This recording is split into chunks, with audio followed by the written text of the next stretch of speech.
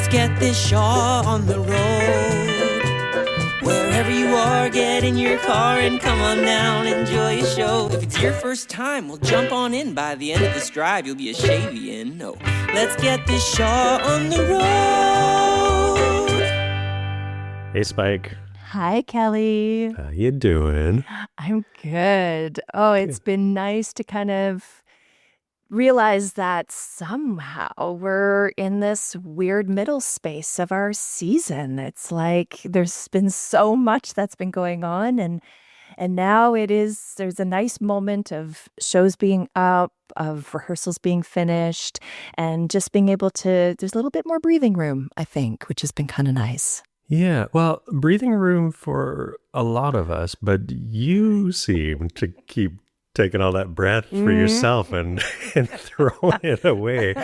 So I wanted to ask you today about, there's something that you do, it's related with the Shaw, but it's kind of like auxiliary programming to the Shaw, maybe we could call it that, called Theater of Medicine, yeah? We've mentioned it here on the show before, but for those of our listeners who don't remember those episodes, or we haven't really dived into it, could you explain a little bit what you're working on with that? Yeah, this was an idea that TC and I had talked about for a little while. My research, the master's research I did, was looking at the transferable skills that we have in the theater and the ways that we create human connection with our audiences, how that aligns with the Shaw Festival's values and ideas of how and why we produce theater, which is that it is sort of two ways, that we are a center. We see ourselves as a center for real human connection.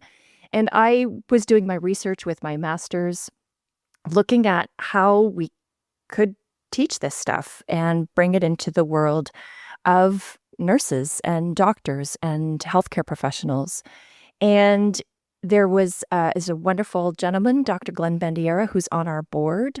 He is the former executive director of standards and assessments at the Royal College of Physicians and Surgeons.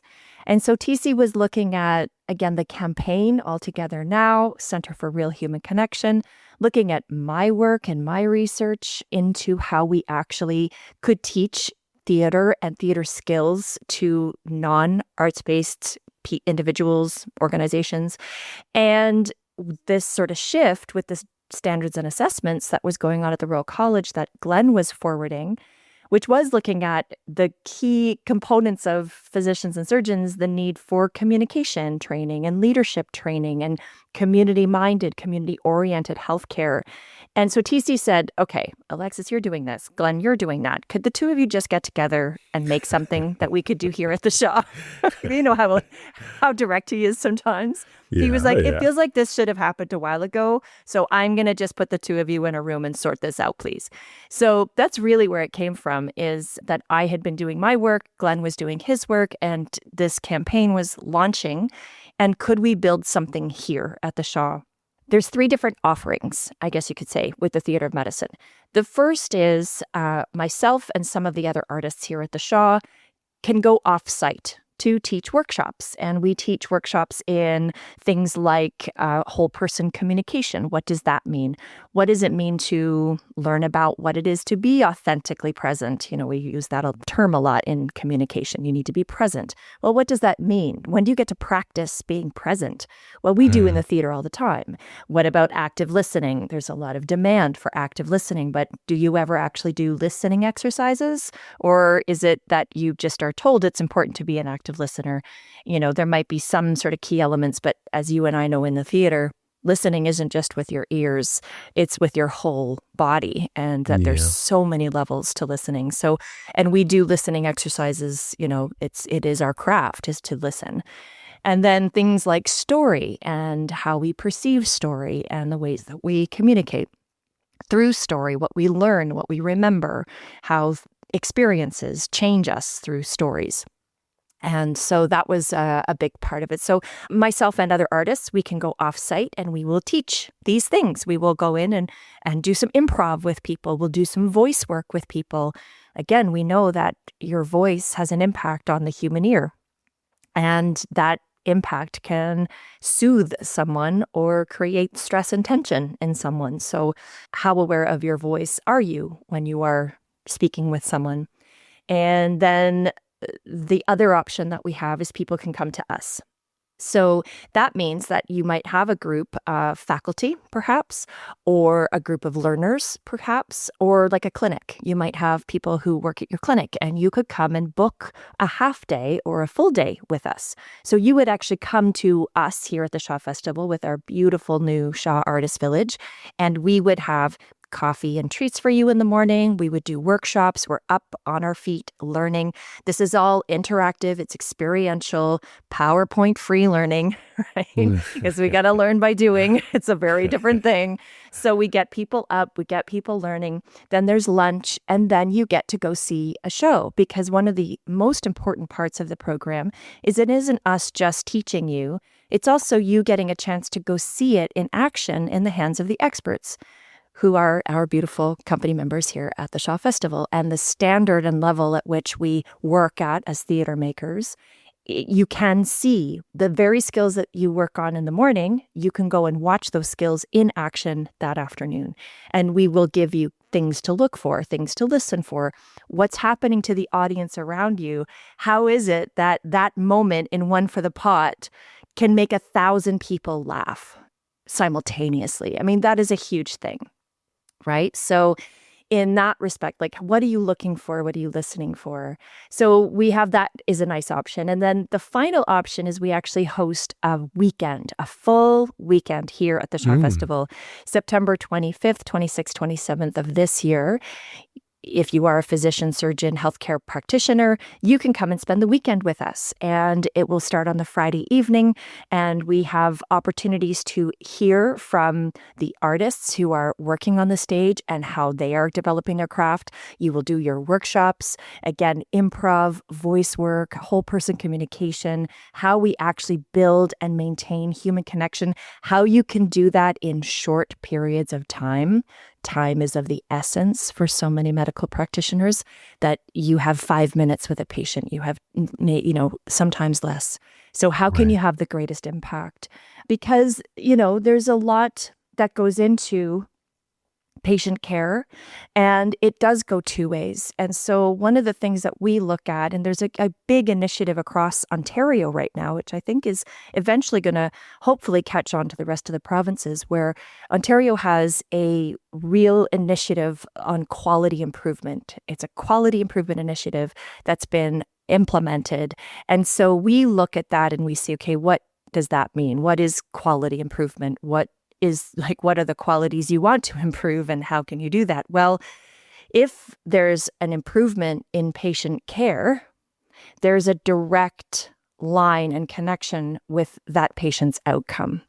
So that's the key thing about quality improvement, is there's a direct line to improvement in patient outcome, including survival rates. And we have data on that now. Like, this is the big part of theater medicine, is that it is science-backed. I mean, it's things we artists have known for millennia, and we've been shouting into the wind. But now the neuroscience has caught up. They put these near-infrared spectrometer units on our head that show us where oxygen lights up in our brain.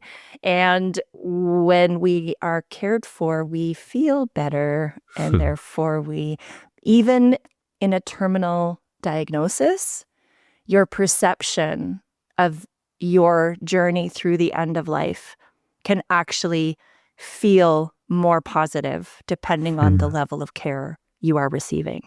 And I think it's important to note, too, that this program that you've created is accredited, right? Yeah, so that's what makes it really unique. We have accreditation through the University of Toronto with the School of Medicine there. We are an accredited CPD, which is a continuing professional development program. And that is because of the work through the Royal College and the College of Physicians and Surgeons of Ontario. They have put through new frameworks. The CanMeds framework was recently improved and adjusted back in 2017. There's more details coming out this fall that really look at how you align as a physician and surgeon within your practice to this framework. And we align with those components, which is what gives us that credit. And so we do have the ability to train skills in communication, in leadership, in community-centered practices, in teaching, exchange of knowledge, right? So we have all of these things that are in our toolkit as performers and as theater makers across all of the different elements of making theater, right? So there's so many parts of making theater that have to come together to make it work. Well, a surgical team is very similar in that regard. So who's in the room during a major surgery? You're going to have people from every single aspect of what's going to make that a successful surgery. Well, we do that in productions, right? And so how can we share the knowledge we have on collaboration, on teamwork, on implementing different technical elements at the same time that we're creating really magical experiences for our audiences and what that relationship is? So that sharing of knowledge, I think, is really key. And also supporting a very stressed system, as we know. And so one of the things that also has come out of this is that the quality improvement doesn't just reach the patients, it reaches the healthcare providers as well. So if there is a quality improvement of care, if that patient does feel satisfied, right? If they do feel that that care was provided and provided well, that actually goes back to the care provider themselves. And so then we can address more openly burnout and fatigue and stress, and also support the advocacy for those systemic changes that are so desperately needed to find those windows of time where you can really help yourself inside of your practice. And I think that's the big conversation that we're having is, sure, in theory, all these things are great, but inside the system, how can we actually make that work for you? So we want to make sure that there's a practical application to this work, that if you come spend the weekend with us, Monday morning, you're going to walk in with something you can put into practice right away. That it's not just, oh, that was a fun weekend of being in Niagara on the Lake and I did some great shopping at the end. You know, we actually want you to be able to go in Monday morning and go, oh, right, the way that I push back a curtain matters and is saying something. So what do we want to say? It's tremendous. It's tremendous work, and I think eye-opening to people who might not have an idea that this type of work is the type of work that we also do here at the Shaw. If people want to, whether they're a physician or not, if they want to just read and find out more information, or if they do want to attend one of these sessions, how would they find out information about that? So shawfest.com/medicine is going to take you to our website that you can read everything there. And if you want to register for the full weekend, you can register there. You can also just email me directly, which is amilligan@shawfest.com, to ask any questions about booking an offsite workshop or a half-day retreat for your team. And we're very open. Like I said, we've got these new amazing facilities at the Shaw Artist Village. And I think being able to host people, including accommodations, just changes the game for us in such a beautiful way. And that, I think, has been the goal of the Shaw Artist Village, the goal of this campaign for All Together Now. And it's been aligning this program with the vision, the overall vision, that this Theater of Medicine program is a bit of a flagship program for that campaign. And so my work has been actually with who we're going to hear from today, which is John and Cindy. So I've worked quite closely with John and Cindy, and the language around the vision for this campaign, I've shared with them the language around where I've been coming from in my research on human connection and these transferable skills that we have in the theater. And so actually it's really great. We're going to talk to them because it is through their support and being able to reach out to those donors and those sponsors and meet those people that really want to connect to this vision as well as we move it forward. Fantastic. Let's go chat with them now.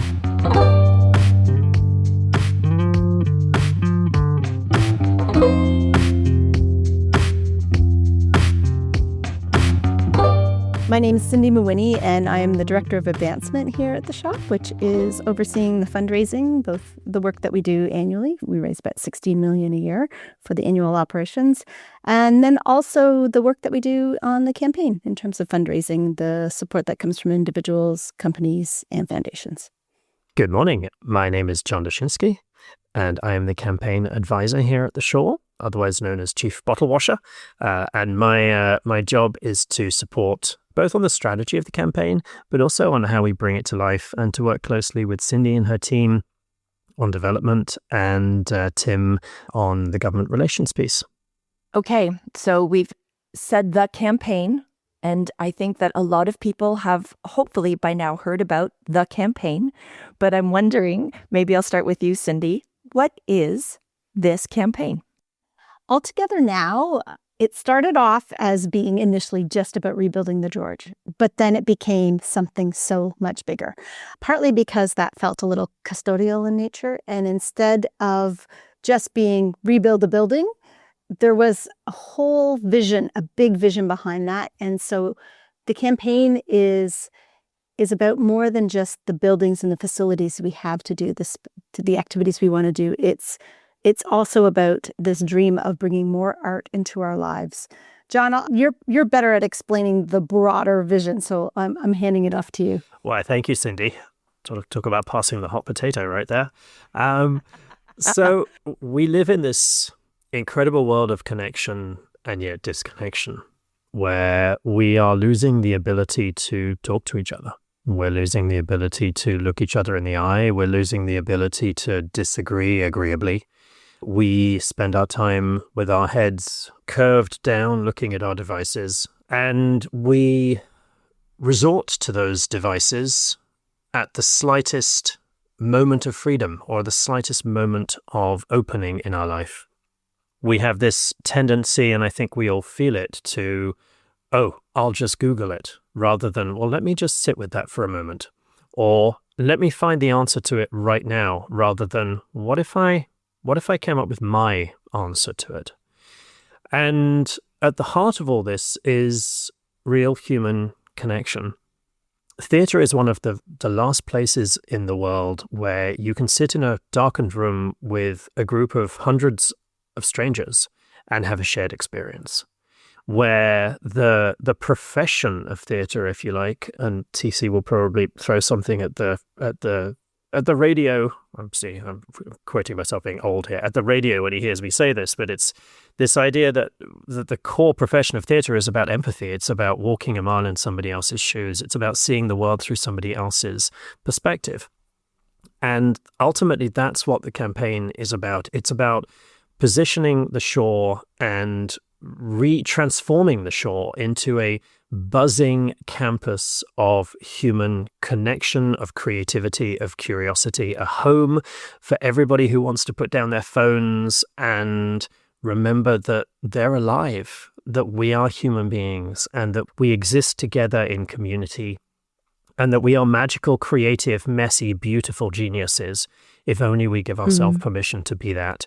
And that art is at the heart of all that. Art is what makes it real. Art is what makes life worth living. And as Tim Jennings said, art is a basic human need. So saying that the shore, with our unique role as a destination, let's be a destination for people who want to be in real human connection, who want to reignite their own creativity, whether they're 7 or they're 77. And let's be a home for and a beacon for those of us who believe that our futures are not disconnection, but our future is connection. That's really beautiful.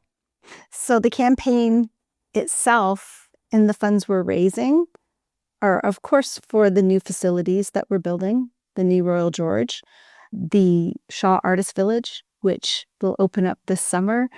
And also it's about the programs, a whole expansion of programs and what we would call encounters, being able to come and take a class or attend a workshop or do something to inspire your own creativity the same day as you're coming to see a show. And you might even do that class with one of the artists that you see on stage later that day. And it's about the idea of people. We have so many people who've been supporters and coming to the Shaw for so many years, and people putting their hand up to say that, yes, I'll think about what I can do to, future-proof the organization through some type of legacy gift or support. So it's got those different components to the campaign, but at the end of the day, the vision is here exactly as John said, it's about how this is a place to be human. The vision is if you're driving to the shore right now, today you might just be coming to see a show. Tomorrow, as a result of this campaign, we want you to come to the shore like you come to a festival. We want you to be planning your day. So there's a workshop like Cindy just mentioned in the morning, and then you might go and see a matinee, and then you might do a talk back with some of the artists, and then there might be another activity you go and take part in, and then there's an evening show. And then maybe there's even something that happens after that. Last year, we did more than 5,000 education and similar kind of events here at the shore. And our goal is to grow that exponentially and to really create this space where you come down here, not just for your show, but for your day or your weekend or even your week at the shore, which nourishes you, nourishes your soul, nourishes your creativity. And you go away back home, feeling like you've had the equivalent of a spa for the soul. That's it. A spa for the soul. I love it. So, Cindy, how did you find your way here to the Shaw Festival? I first came to the Shaw when we moved here just over 23 years ago, when my first child was born, and we wanted to be closer to family in Niagara. I didn't come and work at the Shaw right away, but it was always in the back of my mind that this was somewhere that I did want to come and work. And when Tim and TC started here, Tim came and said, okay, we're going to be building something pretty exciting. And it was very community centric, really leaning in on the community building side of the work, which for me, working in philanthropy was it really spoke to me. And so it was at that time, 10 years ago, that I said, yeah, this is a ride I want to come along for. So that's when I first came to be at the Shaw in this current role. And what about you, John? How did you come to find us here at the Shaw? Well, I came to the shore because Cindy asked me to. So I have all my thanks to Cindy. The context for that was just around the pandemic time. And Cindy, you had been working for a couple of years already to look at a rebuilding project on the Royal George and to rally support and donors. And Cindy, jump in because you're the one that actually did this. But my memory of what you told me at the time was that the donors they knew the Royal George needed to be rebuilt, but there wasn't that level of excitement that we see today. And Cindy's comment that I remember was that Tim and TC have such a bigger vision and we need to find a way to capture it. So my work was very much to start sitting down with Tim Jennings and Tim Carroll and doing what I called the Vulcan mind meld of trying to help articulate and we sat for many, many hours with Tim and TC and Kimberly and Cindy, really discussing what the vision for this place could be. And out of that came the language of a campaign for real human connection, which has ultimately become the All Together Now campaign, the vision for the shore as a center for curiosity, connection, and all of the things that are starting to come to life today. So that's the genesis of my journey here. And it was such a compelling and exciting space to be that I have been thrilled that they've wanted to have me stick around. And it's again, when we reflect back, there was definitely that initial idea that did come in when TC and Tim Jennings began their tenure here. And that momentum that, like you say, Cindy, picking up that momentum and then bringing team members in like yourself, John, to really take this to the next level. I'm wondering, what are some of the discoveries or aha moments that you've had along the way? And what has been something that has, now that we are getting closer to, and we've got the Shaw Artist Village actually open and built, to be officially opened in a couple of weeks, but what have you been discovering along the way as you are really championing this initiative? It's such an interesting timing to this conversation, Spike. Cindy and I were sitting with Tim yesterday, reflecting on some of the highlights of the last 5 years, some of these incredible moments, those milestones that you move past so quickly when they happen. You might take a moment just to pause and go, oh, great, we did a thing. And then you're on to the next thing. I remember when we first conceptualized the idea that the buildings, both the Artist Village and the Royal George were buildings that were in service of this broader vision of a lifetime of creativity, of reconnecting human beings together in a space and at a time which has never been more needed. We live in this massive world of disconnection, and the vision that the shore becomes this beacon for human connectivity, for human creativity, and that the buildings, the Royal George and the Artists' Village, were just truly in service of that. I remember the first time we conceptualized that, we modeled it out on a piece of paper, and suddenly it's like the pieces of the puzzle started to come together. And that was a powerful moment. I think another powerful moment was the moment where we announced the provincial funding for the Royal George Theatre, standing in front of the theatre on Queen Street with the road closed, and Minister Cho making his announcement, number of other dignitaries on the podium, and just seeing at that point how this had become a groundswell, a community groundswell, how it had become a political groundswell. And of course, how many donors had stepped up and believed in this vision, from the vision that Tim and TC brought to the world and are now bringing to life. So those are a couple of standout moments for me. What about you, Cindy? Yeah, I think there's one standout thing that has been consistent through the whole campaign from the get-go, and it's that whole principle of first who, then what. And for me, the idea of the trust and the thinking big and the leaps of faith moments, and the way that and I'm not just talking about the leadership team and the staff here. I'm talking about the volunteers. I'm talking about the community members, the people who have been in our court the whole way along as we've talked about this vision and given it life. There have been so many moments where it would be so easy to say, is this really worth it? But that vision and that idea of what we're pulling for is so much bigger. Everyone is really on the same page here, that we're trying to build something bigger and better for a next generation. And when you get to be on this ride with this amazing group of people, to me, that's made all those tough moments so worth it the whole way along. So that's such an important point that Cindy's just made there, Spike, because every campaign has a messy middle. It's that bit where the momentum of the first few months of donors really getting it, the vision being connecting with people, and that sort of energy and the passion and the potential starts to wane. All great creative processes have in-breaths and out-breaths, and a campaign is like that too. And the trust to get through the messy middle, when the campaign totalizer doesn't quite keep rising as quickly as it was at the beginning, and when you hit the inevitable roadblocks, particularly around capital projects, that energy and that trust from the donors and from the community is so important in those moments.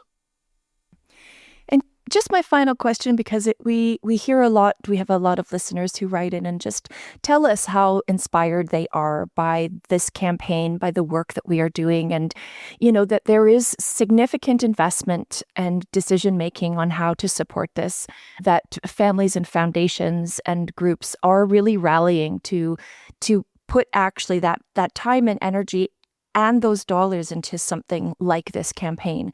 And I'm wondering, just for someone who might be listening right now who would like to be a part of that conversation, and potentially at any level, where and how would they be able to align themselves or be able to connect to be able to support this initiative? So first of all, we have a dedicated page on our website to the campaign. So if you go to our homepage, there is a section that you can either search under All Together Now campaign, or you can go to the Support Us section, and you'll see there's a whole drop down that takes you to the whole segment about what the campaign's about. And if you are in your car right now and driving down the QEW, and or wherever you're coming from, and you're coming to the shore, if you're coming into the Festival Theatre, as you come through the doors on the left-hand side, you'll see there's a big poster on the wall.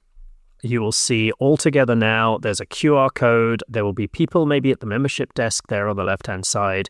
and talk to anybody at the Shaw about the campaign, and they'll be able to point you in the right direction. And we would love and be terribly grateful for your support and for you to feel part of this campaign. It's called All Together Now for a reason, because it is an invitation to everybody all together now. We also have a whole team here who is focused on helping support the philanthropy, the future work of how we secure what comes next for the organization. And that's what we're building through the campaign. So that means both legacy gifts as well as cash gifts to the campaign. You can reach out to the development department. And quite frankly, like John said, anyone here at the Shaw will know how to point you in the right direction of someone to speak to, where you can find out how to get more involved, either in a volunteer capacity, or if the idea of philanthropy and giving to the campaign is speaking to you, please reach out. We'd love to hear from you.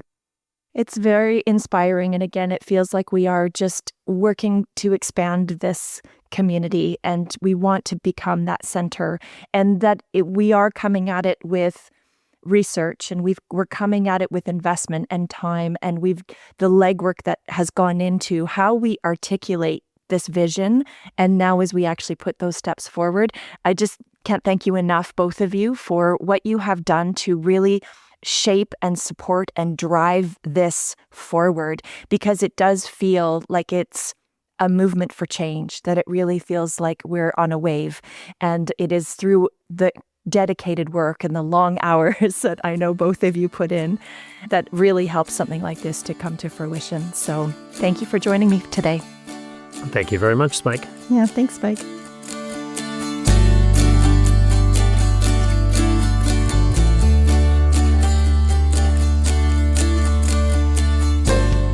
Hi, it's Neil Barkley here with this week's trivia question.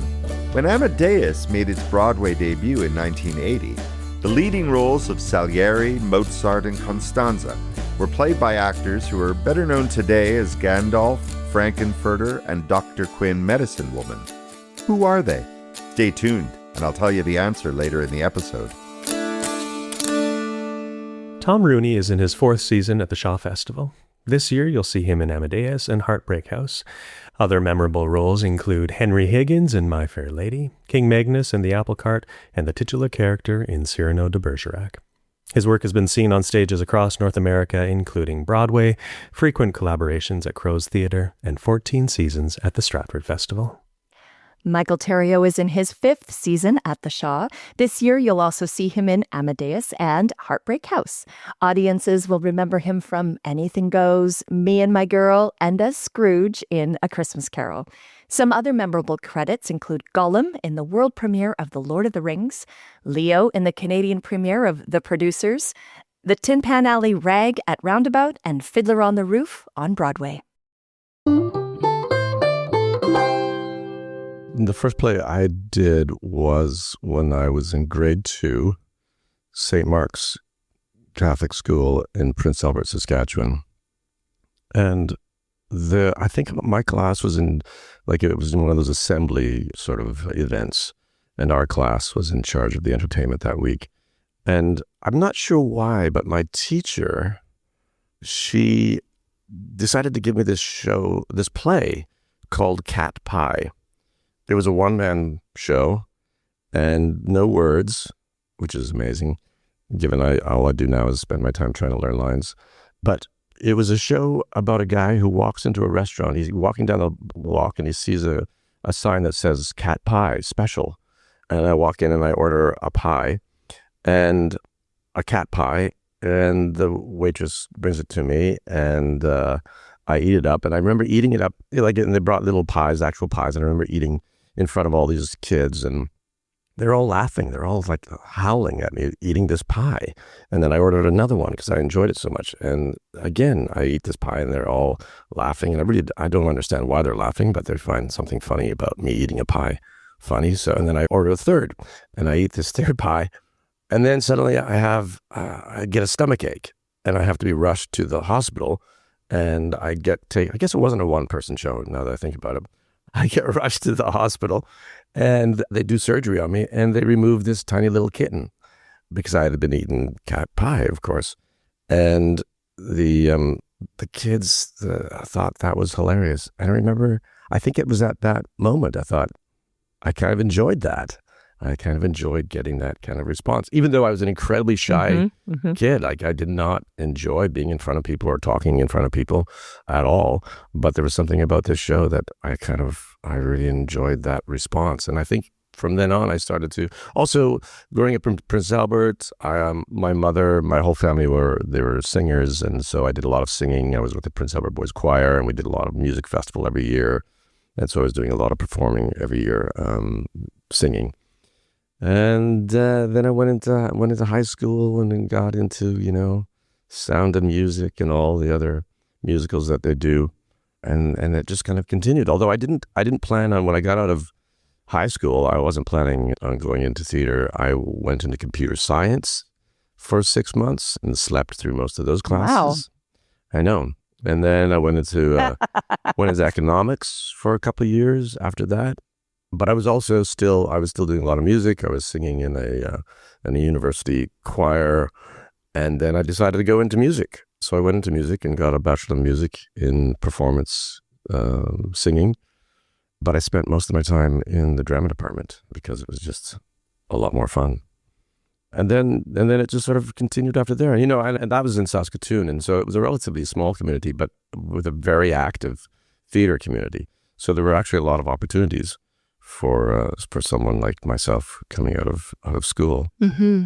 And that's sort of where it began. But I never really decided, okay, this is it. This is what I'm going to do. The jobs just, luckily, just kept kind of coming.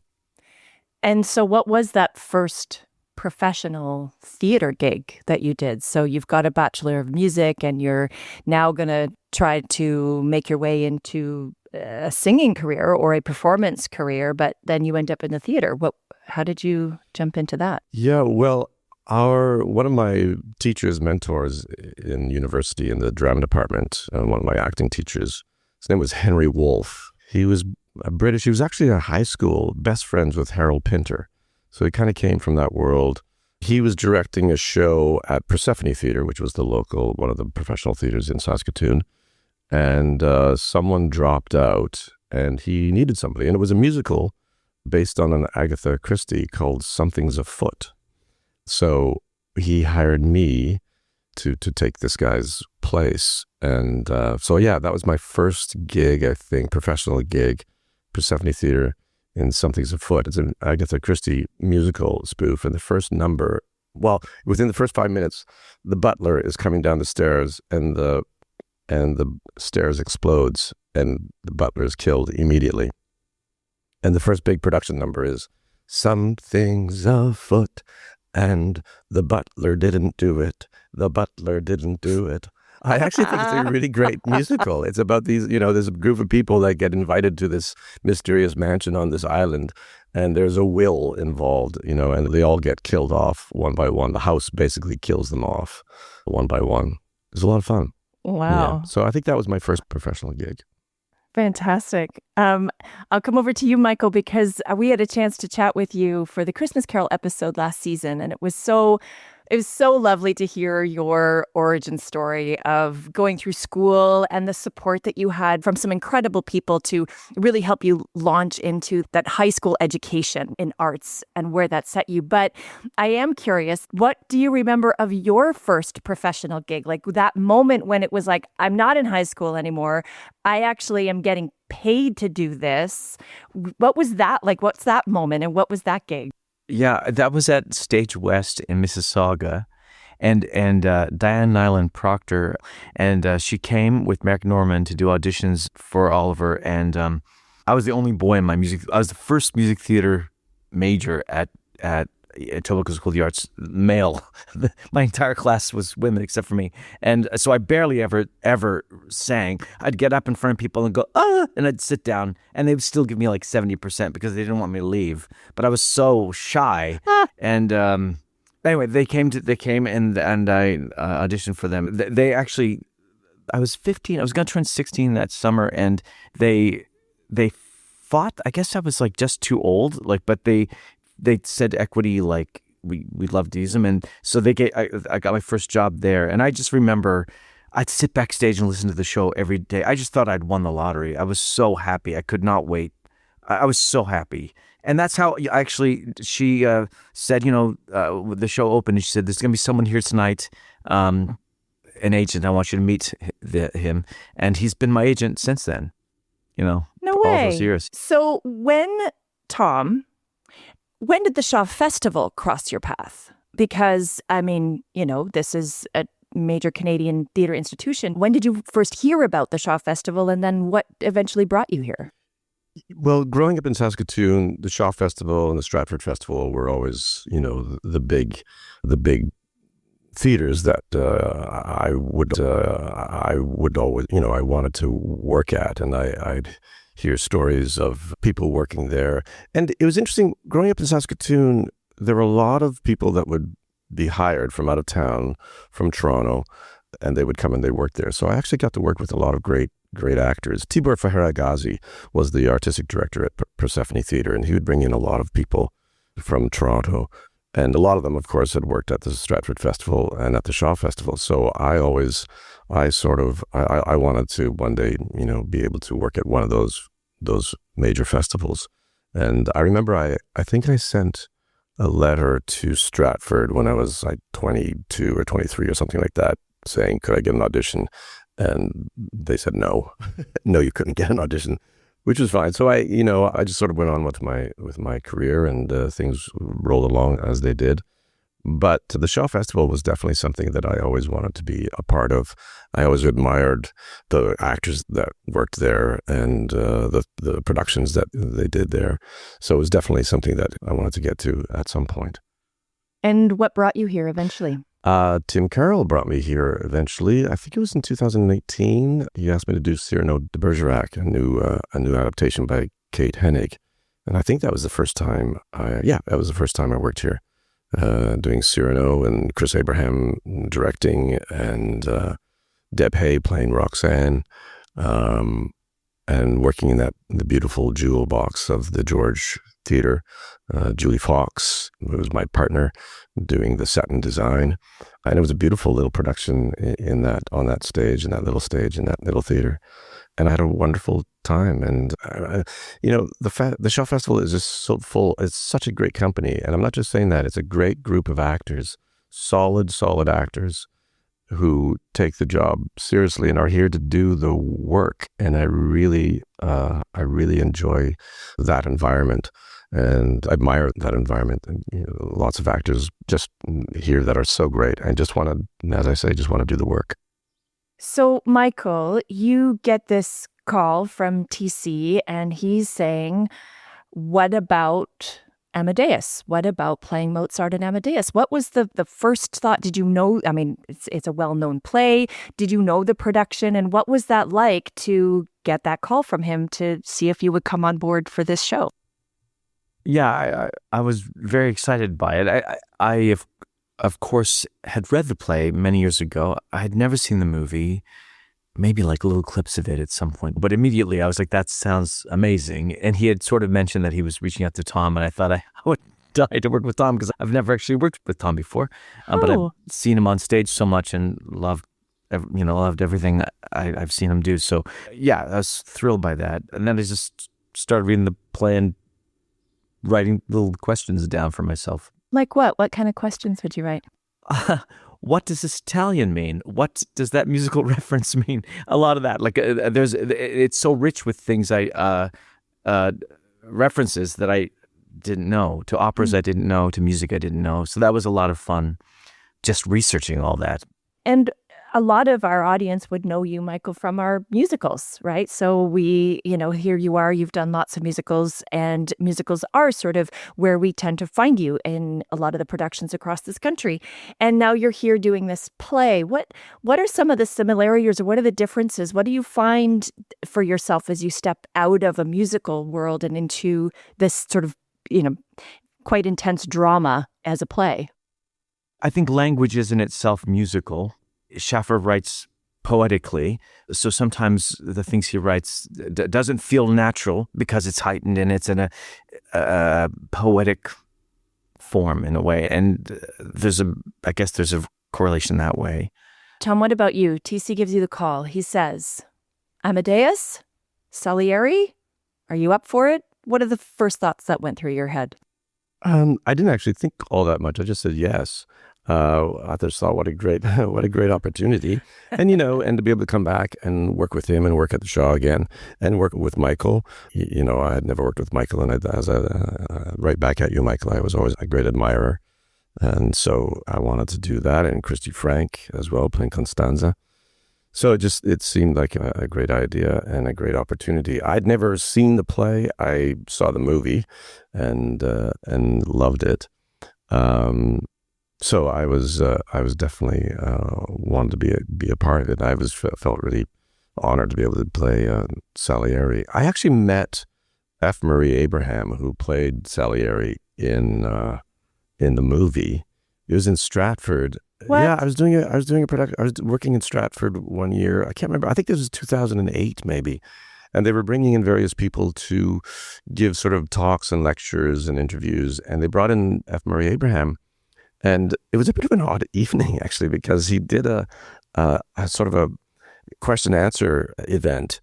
And he was a very nice fellow, but a little bit odd. I can't even really tell you. His answers sort of went all over the place, and so you weren't exactly sure what he was talking about at any given moment. But after we went out, we all went out. There's about, I don't know, a dozen actors or so went out with him to one of the local bars, and he started ordering bottles of champagne, and it was a great evening, I have to say. He just kept on ordering more and more and more bottles of champagne. So we all drank on F. Murray Abraham's tab. On his dime. That is my kind of night. Okay, so we are in an interesting moment in our rehearsal process at the time of this recording. We are about to go into a tech dress, which is where we actually get these costumes for the first time. We've been teching.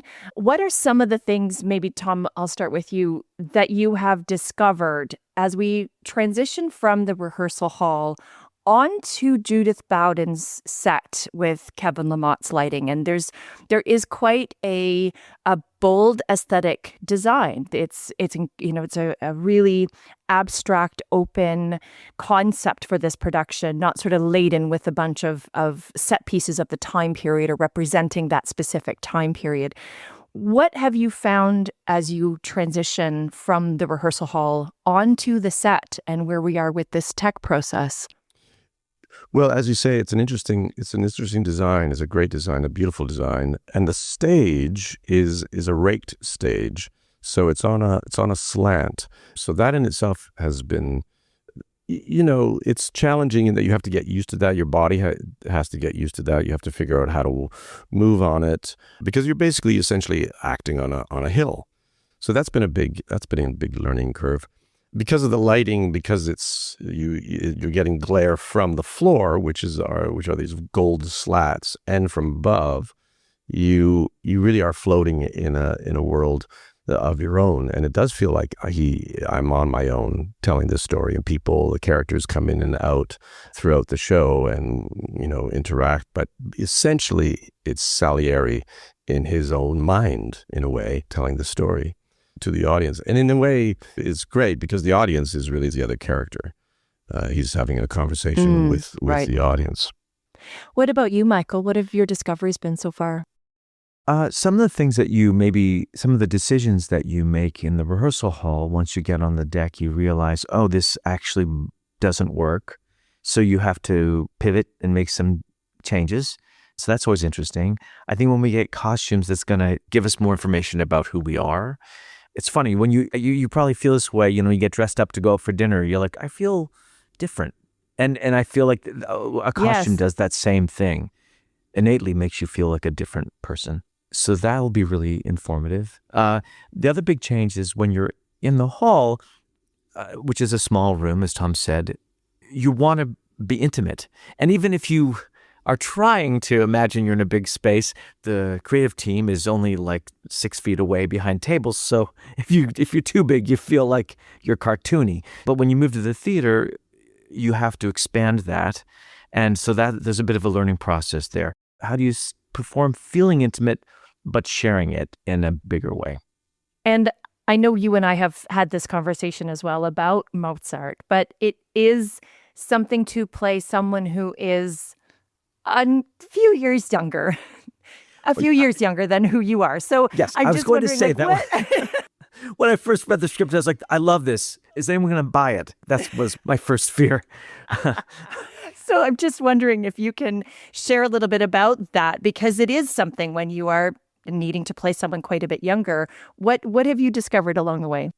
Well, I think we all feel a lot younger on the inside than we appear on the outside. That is just the truth. And I think it's probably, for most of us, pretty easy to find the younger version of ourselves and hook into that. The person with a smaller worldview, with sort of brighter eyes and rose-colored glasses, I think that's not a hard place to go to. I think if you don't apologize for that, I'm hoping that if your heart and your imagination is in the right place, it doesn't matter what you look like on the outside. Like I'm going to buy it because I can relate to, as an audience member, I know what that feeling is.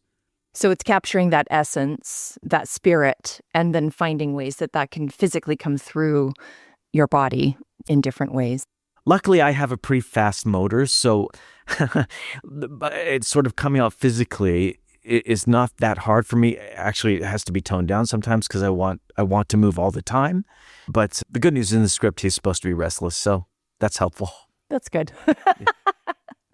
And what about you, Tom? Like, what are some discoveries you've made about Salieri along the way and playing this role as you are sitting within this text and within this rehearsal process? What have been some of the discoveries you've made about this person? It is such a great story, and it's such a great human story, and something I think that everyone can relate to, this idea of wanting to be the best, wanting to be considered a good artist, and doing everything you can to become that, and then suddenly encountering another person, another artist who just seems to, for whatever reason, seems to be able to do it 100 times better than you. And even though you've worked and worked and worked, you don't have what they have. And I think it's such an interesting look into what it means to be an artist, what it means to be someone trying to be good at anything, really. And this idea of what it means to be an artist and what an artist is and what great art is and who makes good art. And for me, one of the most interesting or sort of central themes of this play is the fact that great art does not necessarily come from goodness. And certainly something that we as a society in the last 10 years or so have really been talking about. We've had lots of examples of that. So I've been enjoying this relationship that Salieri has with Mozart. Salieri hears his music, and it is like hearing the voice of God for him. And he has this obsession with this person because he doesn't understand where the magic comes from. He doesn't understand how a person who seems to be so sort of childish and immature and crude can create such beautiful, beautiful art. So while he's sort of repelled by this person, he's also absolutely attracted and he's obsessed by him. And I think we can all relate in some way to that. Yeah, it's funny. The last couple of days, things have been shifting too. Like I've been sort of looking at situations a little differently from the inside, and that's been really useful. I think his opinion of Salieri changes over time. It shifts a bit. And he, by the end of the play, comes to rely on him. And I think it's obvious in the writing, he's become somewhat of a substitute father in some ways, and eventually is betrayed, which is a bit heartbreaking. And speaking of heartbreak, you're both in Heartbreak House. So I'm wondering, what has that been like? Because we've been rehearsing these two shows side by side, like back to back. We have afternoon in one show, evening rehearsal in the other. So What is it to cross over between the landscape of George Bernard Shaw and then the landscape of Peter Shaffer with these two kind of iconic plays? Maybe, Tom, you can talk a little bit about your journey between Shotover and Salieri, but also the depth of the language, because we also saw you in Apple Cart a few years ago. And so what have you found coming into Heartbreak in relationship, again, to that kind of back and forth with Amadeus? Yeah, I feel so lucky to be doing another Shaw. When I did Apple Cart, that was the second Shaw that I think I had ever worked on. I did Mrs. Warren's Profession when I was like 24 in Saskatoon, and that was the last time I had worked on Shaw. And what amazed me about Shaw, I think I, mistakenly thought he was just this playwright that basically his scripts centered around arguments, and good arguments, but basically a little bit dry. But in fact, what I was thrilled by was how much heart he had, and how beautiful the language is, and how sensual the language is. And there's a muscularity to the language and a musicality. Actually, it's interesting that we were talking about musicals before, and Michael mentioning that text is music as well. And with Shaw, you can really, really feel that, and it's so fun to work on. It's challenging in its own way, because you really have to. He's so clever, and all his characters are, certainly every single one of them is much smarter than I am. It takes a lot of work to really figure out what it is that is being said, but he's an incredible writer.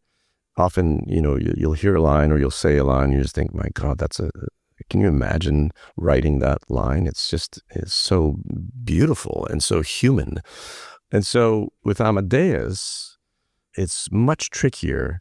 As Michael said, I think Schaffer was trying to perhaps write a little bit in a kind of a period way, so the language a lot of it feels a bit awkward to begin with. So it's taken a lot of work to just learn the lines, to be honest, because they don't come easily. They're tricky to learn, because often you don't understand why one word is here, or why it doesn't feel normal, I guess. I think so. That's what I was referring to about poetic, like in a sort of an abstract poetic kind of way, where he'll choose a word that you're like, that seems like the wrong word, but he chose it intentionally for a special reason. For a reason, yeah. So my only justification for that is he had a poetical reason for that it said something that to him, and he put that word in, and now I have to find the same purpose for it. But it's not naturalistic. It should sound naturalistic, but the writing necessarily isn't. But it's elevated. It's elevated. Yeah.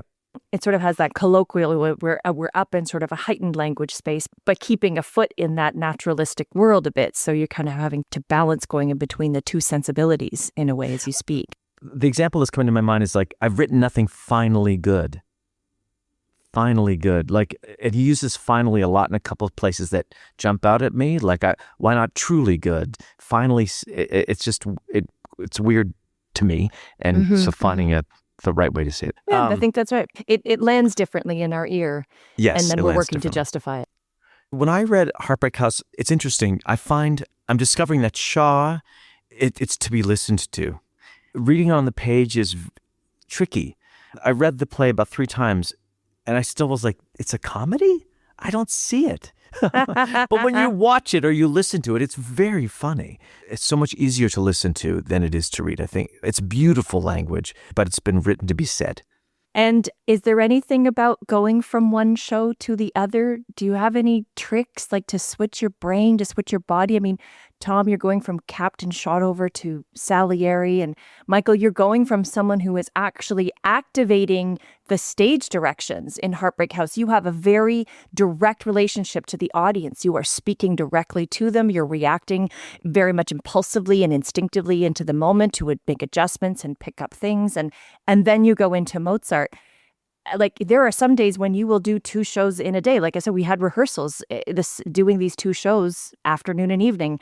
Do you have any tricks, or how do you switch your brain around to be able to jump into one after leaving the other? I don't. I think they're 2 different plays, and you take that coat off, you put this coat on, and you get into that world. I think that's the joy of doing rep.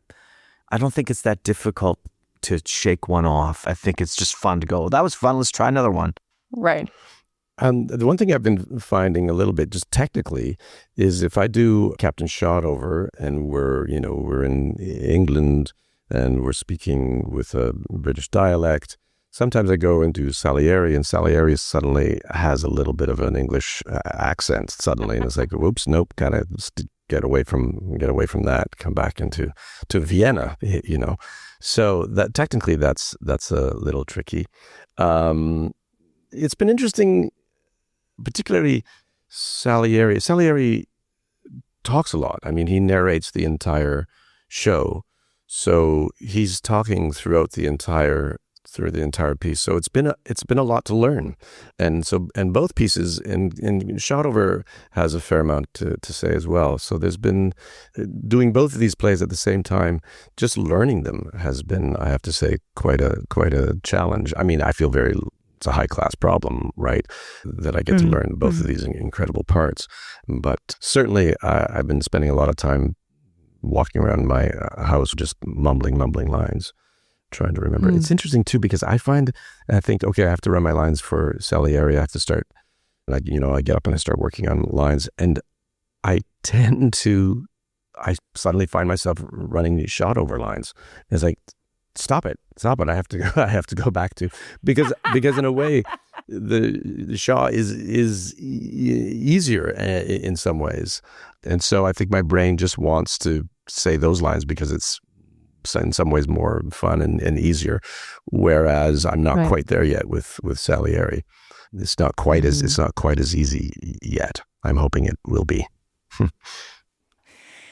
Okay, so final question for both of you. One of our favorite things is to ask our guests who are working on shows if there is some Easter egg, and again, by Easter egg, something that might be special to the show that unless you're paying attention to, you might not really notice. Or this could also be a favorite moment or a powerful moment or something that as we're watching the show, it would be good to take note of, or there's a little window into this moment that you think it would be good for people just to pay attention to. Well, when it comes to Heartbreak House, what I enjoy about performing it, and we're into previews now, and we didn't really talk about the design for that, but the design is very open and loose as far as we're in the studio theater, so it's in the round, and Michael and Christy Frank's characters, who are sort of the puppeteers in a way of this show, bring in chairs at various points, and they can put them anywhere they want. So the chairs are always going to be in a different place. Any given performance, they're going to be in a completely different place. We as actors, when we come on stage, we don't know where the chair is going to be. So you're constantly adjusting to see where you can sit and if you should sit, and if you want to, the relationship between those chairs become very, very important. So there's that, and there's also often there's we're all on stage at the same time, and in some ways it's a very domestic story because it's I played Captain Shotover, who is the father of these two daughters, one who lives there with him and the other who's come home after 23 years, and they haven't seen each other for a long time.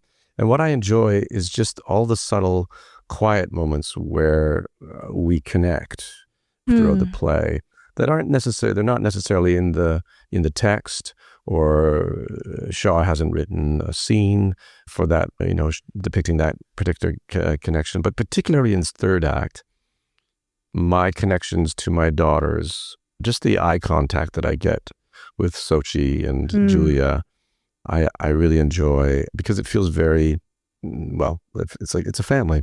It's a father and daughters connecting. And I enjoy those moments, and I hope people, see those moments and recognize them.